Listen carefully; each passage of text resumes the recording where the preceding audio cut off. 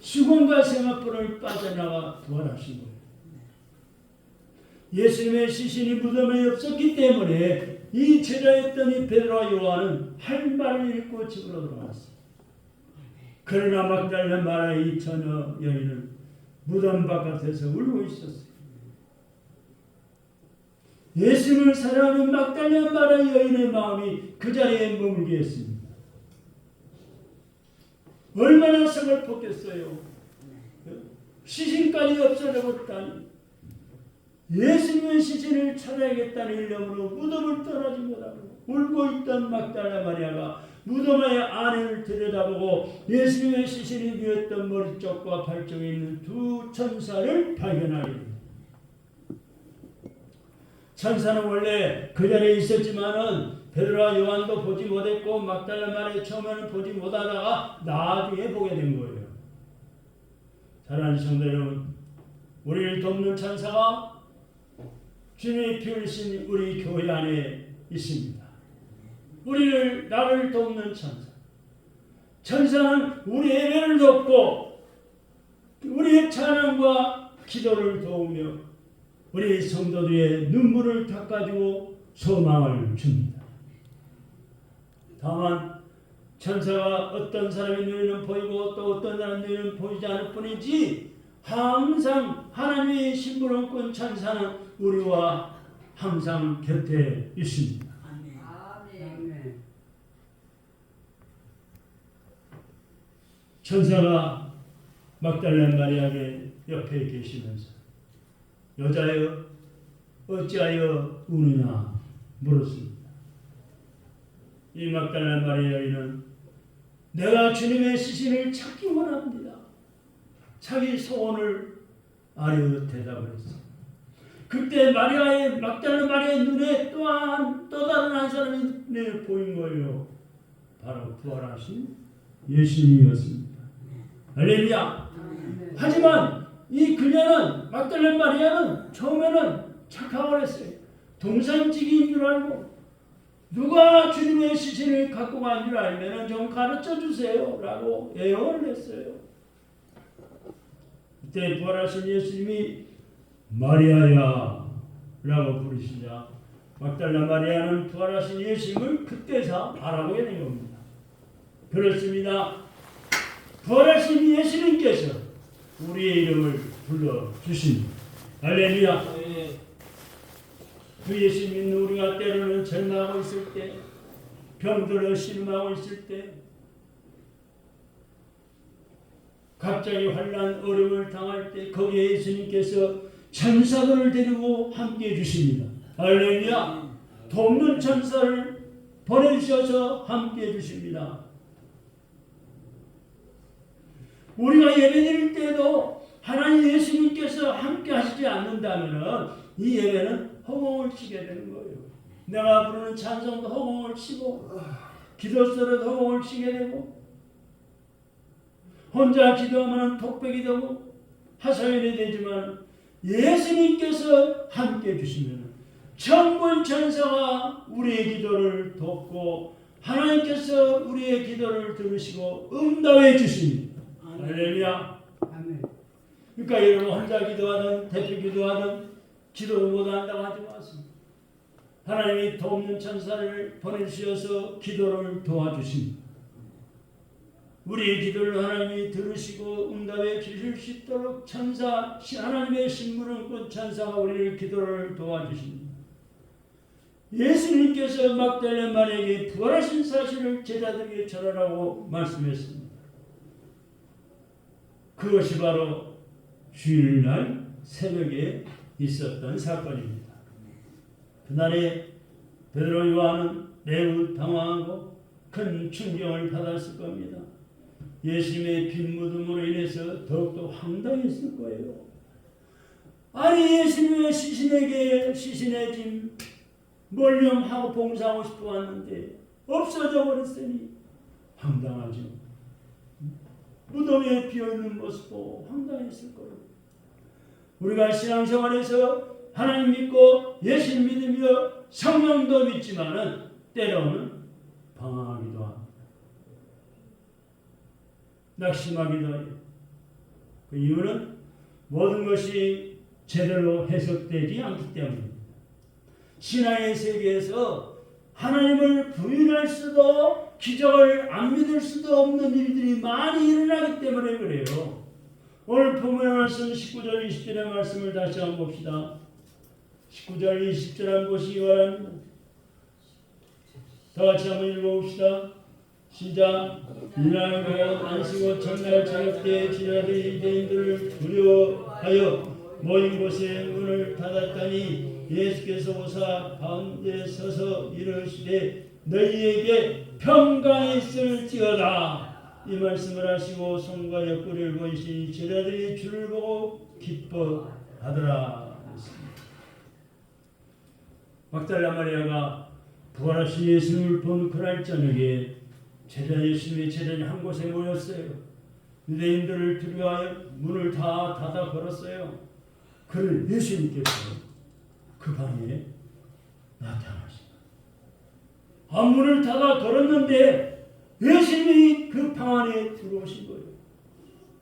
여기서 우리가 발견할 수 있는 것은 예수님의 몸이 부활 전과 후로 달라졌다는 사실입니다.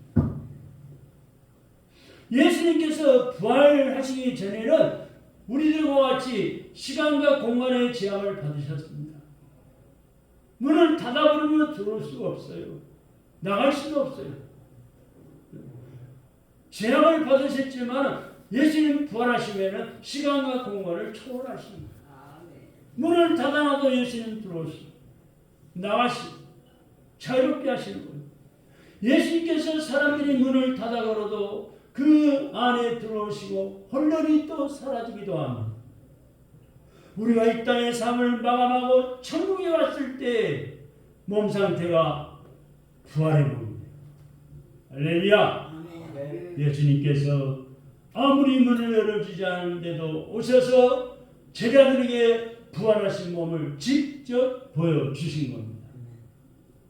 지금 예수님께서 이 성전에 예배드리는 이곳에도 오시고 계시고 동시에 세상 어디에도 어느 곳에도 계십니다. 아멘.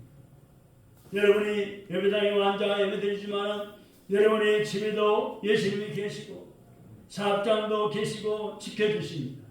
할렐루야. 아멘. 그 첫 번째 하시는 말씀이 너희에게 평강이 있을지어다.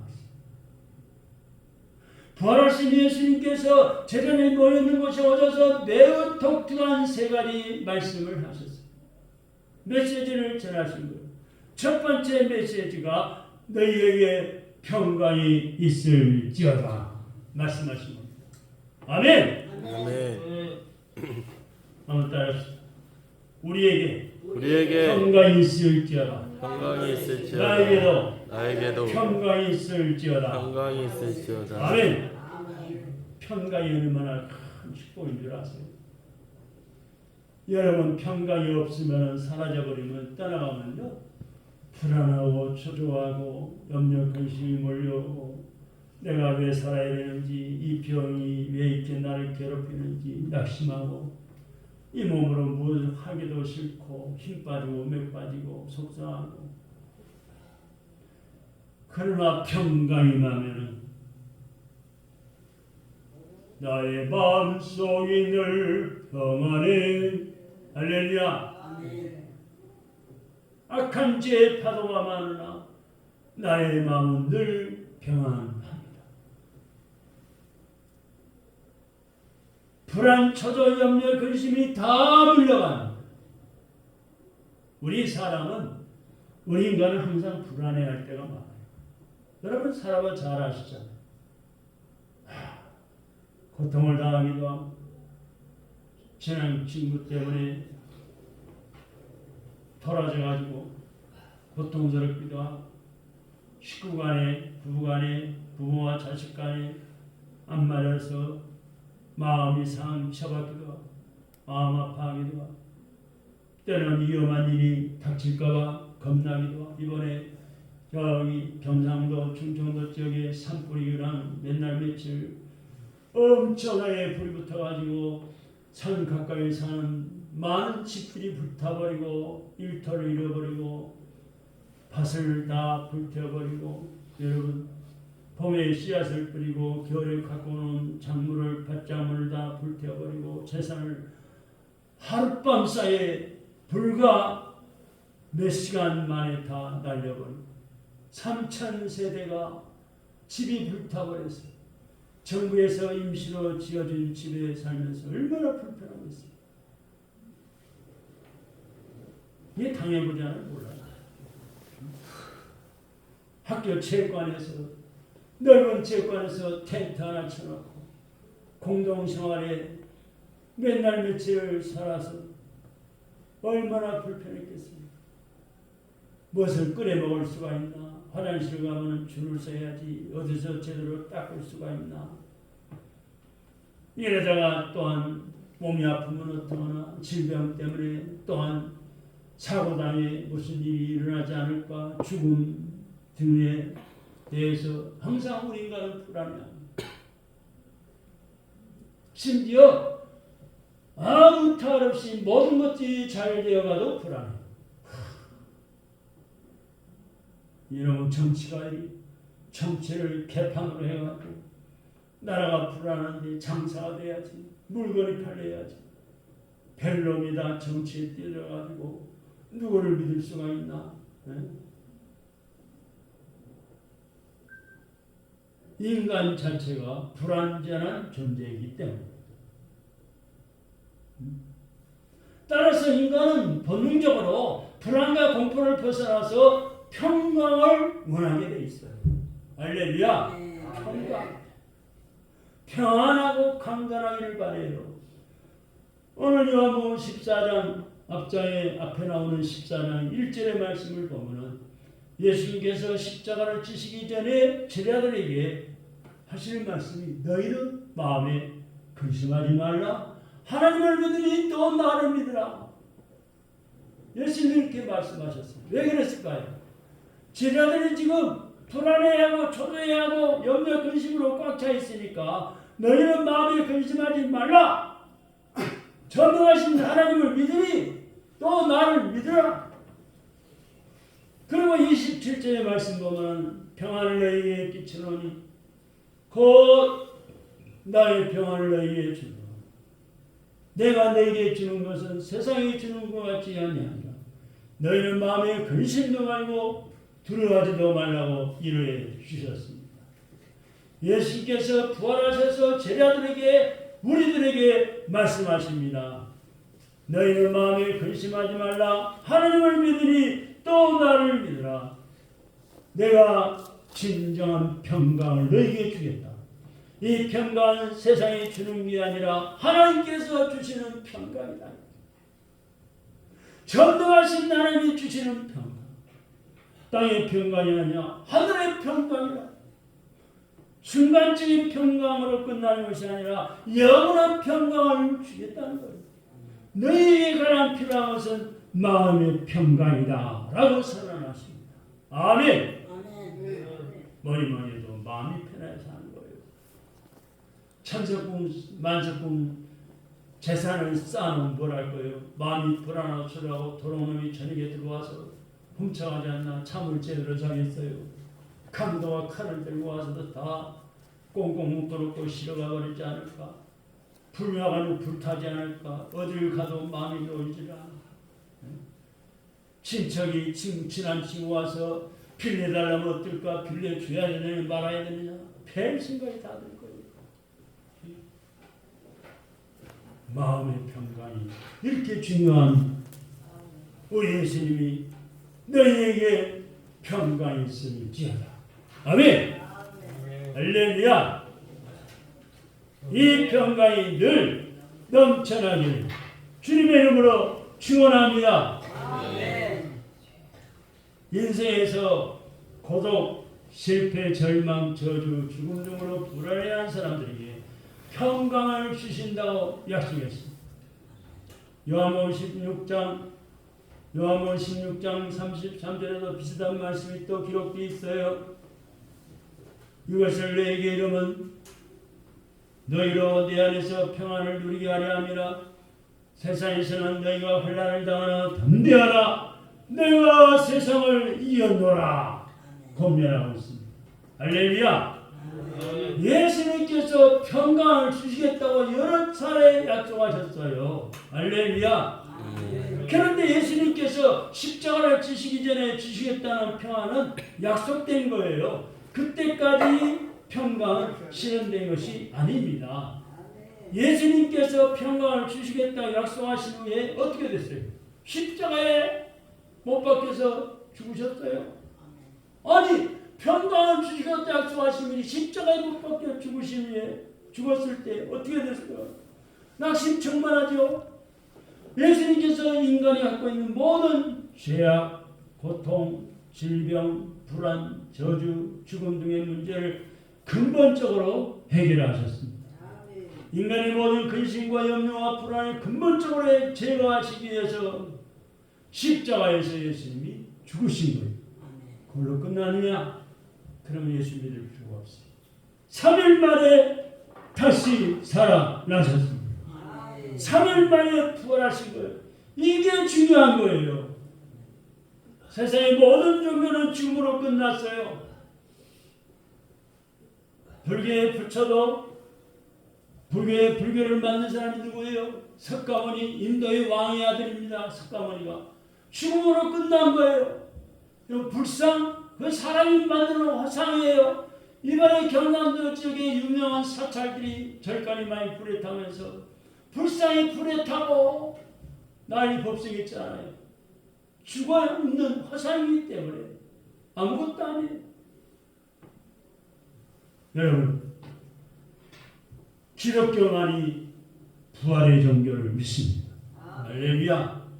이제 모든 문제들이 깨끗이 해결됐습니다. 그러나 예수님의 제자는 불안해하면서 문을 닫아 걸고 숨어 있습니다. 그런데 부활하신 예수님께서 그곳에 나타나셔가지고 하시는 말씀이 너희에게 평강이 있을지어다 라고 선언하십니다. 할렐루야. 오늘 여러분의 마음속에 저의 마음속에도 평강이 있을 줄로 믿으시기 바랍니다. 하나님이 주시는 평강, 편안하고 강건함이 넘치시기를 주님의 이름으로 축원합니다. 여기서 평강은 예수님께서 부활하신 후에 주시는 성취된 평강이에요. 예수님께서 십자가를 지기 전에 평강을 주시겠다 약속했습니다. 그 평강은 오지 않았던 것입니다. 그러다 예수님께서 인간의 모든 불안을 짊어지시고 십자가에 돌아가시고 부활하신 후에 그 평강은 실제화된 것입니다. 할렐루야. 실제로 이루어진 평강이에요. 따라서 예수님의 평강은 약속에서 완전한 승리로 변한 겁니다. 완전하고 영원한 평강으로 된 것입니다. 모든 죄악은 용서받았고 평강이 왔어요. 할렐루야. 사람이 뭐니 뭐도 마음이 편안해 살아요. 마음이 편안해야 사는 거예요.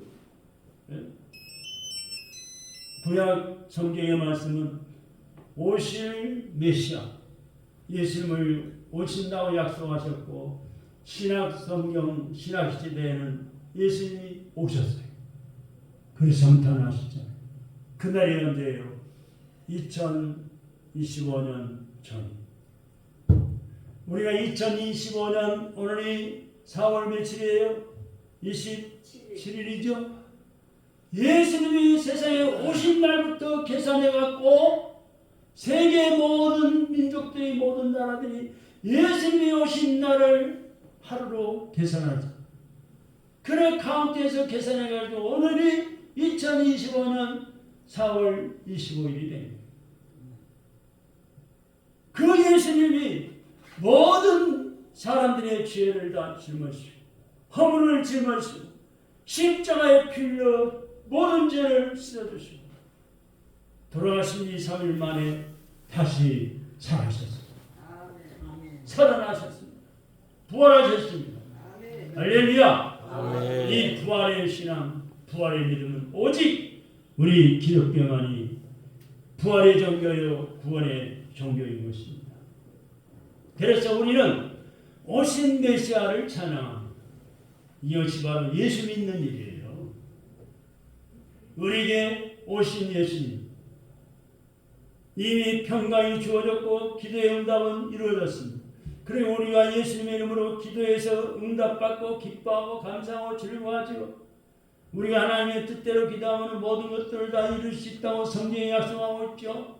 그런데 우리는 아직도 불안해하고 평안을 달라고 목마른 기도를 하고 있기도 합니다.